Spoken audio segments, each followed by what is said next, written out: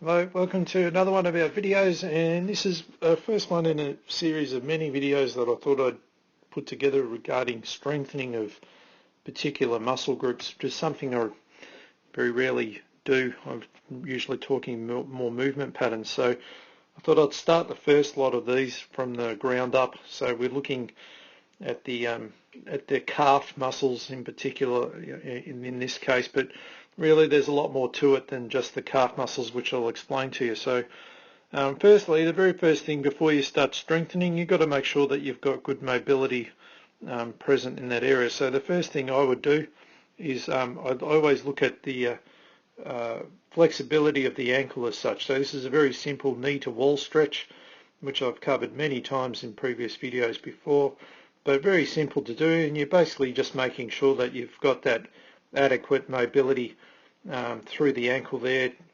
Any compromise through here and you're going to have massive compensation. So if I just pause that and take it back for a second, where you should be able to, the distance you should be able to have from, in this case I haven't used a wall, but you should, I'm just using a box here, but you should be able to get from a distance from the wall to your foot should be about 8 to 10 centimeters is normal. All right, so that'd be what you're looking for. If you've got that adequate dorsiflexion there, then it's fair to say that you're going to have a good sort of ability to derive strength from the gastroc and the soleus, which is what this video is sort of like targeting. So, but without that, you're going to really struggle to, you might even overdevelop those muscles at the expense of others. So you're always looking for the simple mobility things first. Something that goes hand in hand with that is really foot stability. I won't go into enormous detail relating to that, but just accept that that's a big factor. I'll put it like a little slide here describing it before I show you a little drill for the ankle, but understand that any compromises that you have in the stability of your foot are going to lead to issues with the ankle, and especially through the calf complex there. So really there's tons of videos on the channel. Check the description under the video here because I'll put extra stuff relating foot, because if I did a video just on foot, which I've done before, this will go for like an hour. So I'm just going to want to get straight to the calf thing. So the knee to wall test is a good test, but this is probably the better way to actually free it up, using a resistance band that sort of pulls the subtalar joint back into its, sort of locks it into place, I suppose you could say, and then you can gradually just use your body weight to push forward and out, very much like a squat.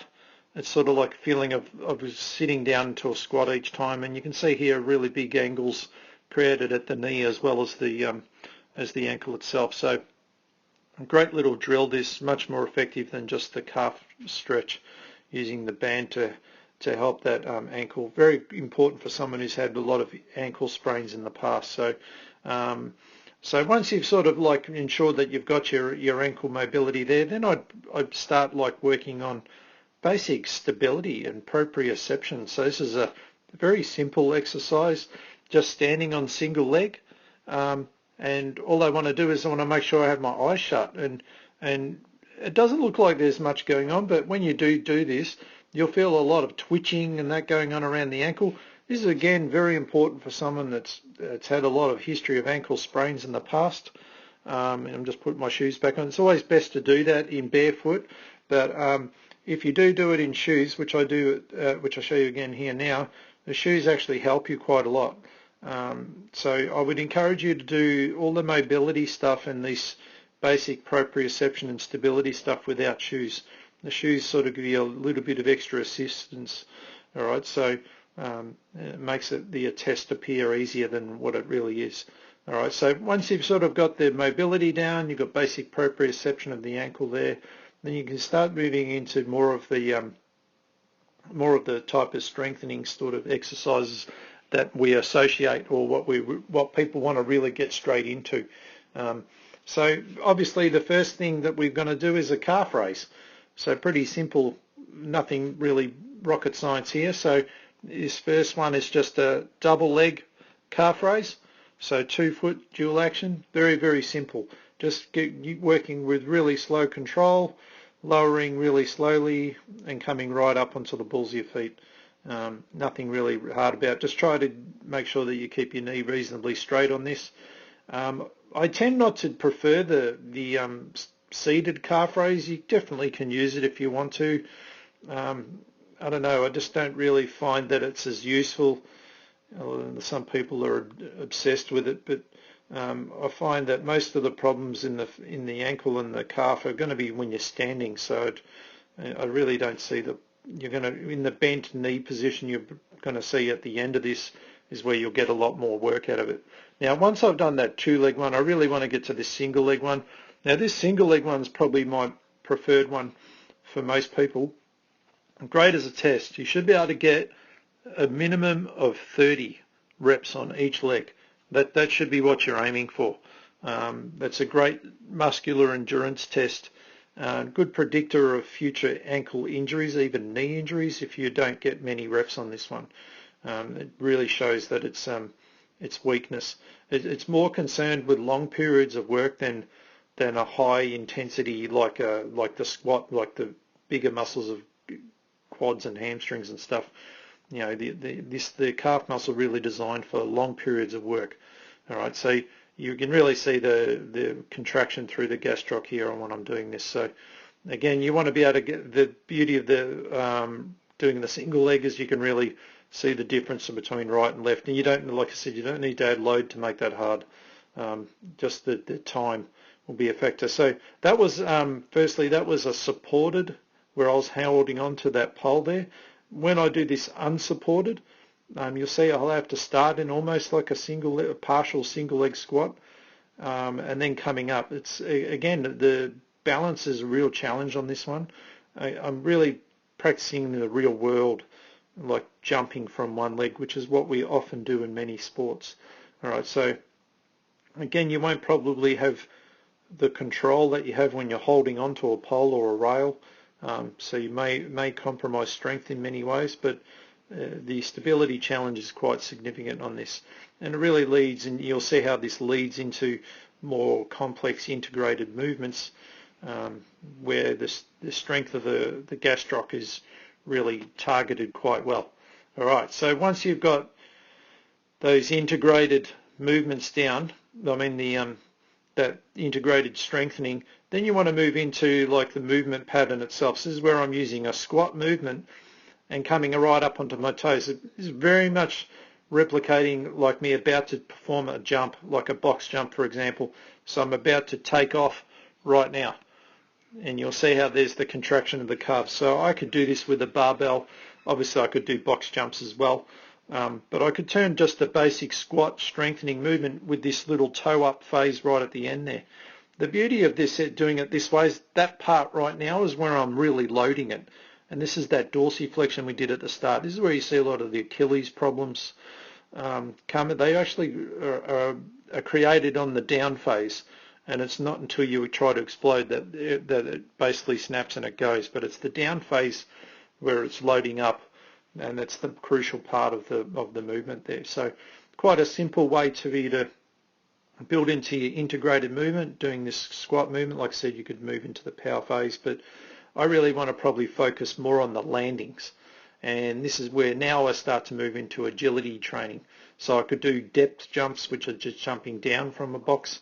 But I'm going to show you here, this is just a simple agility drill using one leg squat landings. I'm showing you from a rear view to see how the calf really comes into play on that landing mechanism. So again, there's a lot more involved than just the calf itself. Obviously the quads, the glutes, the hamstrings, they're all playing a role, even my core, everything's on the job here, but the calf is playing a crucial role in all of this. And it's, again, its ability to eccentrically contract to create that braking mechanism, and working with the Achilles and all this, and the feet, like we said at the start, the feet are a crucial role. So I showed you a forward hopping drill there. Now the lateral one is even harder. Again, anyone with history of ankle sprains where there may be significant atrophy and weakness in the calf, these exercises are extremely difficult. And this is also where they are very likely to sprain their ankle again. They'll have a real fear in doing this. All right, so this is where you can do standing calf raises all you want, but if you don't actually teach the body how to stabilize in these movements, it'll never be able to truly get it. All right, so once you sort of got all those movements down pat, you can see here I'm now practicing just jumping over a line, just doing a couple of lateral sort of hops. And what I want to really get to, which is the one I'm going to show you at the end, is where I'm going to use the lines that you see up the back there. So I'm just practicing a couple of lateral hops in the same direction, because in a minute I'm going to zigzag in multiple directions. And that's really the end game for this calf strengthening, especially for sports people, with the history of lots of ankle sprains in the past, or significant weakness in the calf itself. So the lines at the back here, which I use these lines for several walking gait analysis drills, but this is a great way to do it for a calf exercise. And basically all I have to do is zigzag or jump across the line. And you'll see I'll go forwards to begin with, and I have to stay on the ball of my foot. I can't put my heel down on this. If I put my heel down, I'm too slow. The object is to try and get over the middle line, but stay within the lines. You see I screw up a couple of these. Now this is the easy part, by the way. The hard part is when you actually come back. You've got to go backwards, and this is where it's a lot harder to create the power to push backwards and also absorb the landing at the same time and maintain perfect control. So you're just trying to land right in those tram lines there. It's very, very demanding exercise for the calf, and again really puts it into the position that it's likely to screw up in if you've got a history of injuries or a weakness in that area. So quite a complex drill, and trust me, you don't need to do too many of these to feel the calf blow up. You'll feel the whole lot. And this is where the soleus and the gastroc are working evenly, because there is a bit of a bent knee landing there. So that's where your soleus will come into play a lot more. All right, so that'd be how I would go about trying to strengthen a calf muscle or calf muscles, working through all of these drills. I wouldn't just do one. I would try to do all of them, and just depending on where you're stuck the most is where I may spend the most amount of time. But ideally, if I'm at this end one here that I just showed you and I can do that comfortably, and maybe the single leg one, I can get 30 reps and I don't have any loss of mobility in my ankle and I've got good foot stability, it's fair to say my calf muscles are doing everything they need to do for me. I don't really need to focus too much more on them than that, just to preserve and maintain. Probably get more strength gains from the other muscles as a result. But that'd be the series of ways that I would look at trying to strengthen the calf muscles, and and I hope that gives you some ideas on how you can implement that in your own training. All right, so we'll see you on our next series of videos, which will look at different muscle groups over the next few weeks, depending on how much time I have. All right, so make sure you check the description under the video, and and there'll be a ton of extra information for you. All right, thanks again, and see you next time.